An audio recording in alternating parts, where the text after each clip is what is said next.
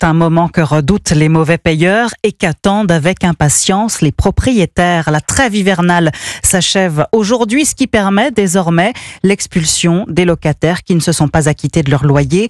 L'an dernier, 24 000 procès-verbaux ont été dressés. C'est 87% de plus qu'en 2023.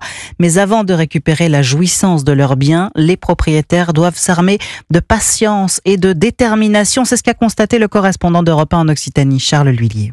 Il voulait rester dans l'appartement sans payer de loyer. Ça a duré 3 ans. Fraîchement débarrassée de son locataire qui a préféré déguerpir juste avant la fin de la trêve, Catherine revient des enfers. Ça, c'est mon dossier. Il fait 1 mètre de haut, 1 mètre de démarche, d'attestation, de cauchemar. Un cauchemar qui n'est pas fini. Le locataire, aujourd'hui insolvable, a laissé une grosse ardoise. Donc en 3 ans, il nous a pas payé 30 000 euros de loyer. Et à ça, on a dû rajouter 21 000 euros de démarche. Avocat, huissier. Au total, on est à 52 262 euros. Et on a quand même dû faire 8 000 euros de travaux. Car l'appartement a été transformé en masure. On a des photos à l'appui. Vous le voyez là, il y a des trous dans le mur. Et là, on continue à se battre aujourd'hui parce qu'ils demandent des dommages et intérêts, nous disant qu'il y avait plein de choses qui n'allaient pas. Ubuesque, mais pas étonnant selon Catherine, car son locataire n'agirait pas seul. Il est allé dans plein d'associations. Les associations lui donnaient des tuyaux pour dire vous avez le droit au logement. N'hésitez pas à avoir tel discours que vous êtes en précarité et qu'eux, ils travaillent, ils ont de l'argent. Moi, je ne suis pas d'accord. Et comment dire, on a été les gentils pigeons, quoi. Et pour éviter d'être à nouveau abusé, Catherine ne veut plus louer son logement.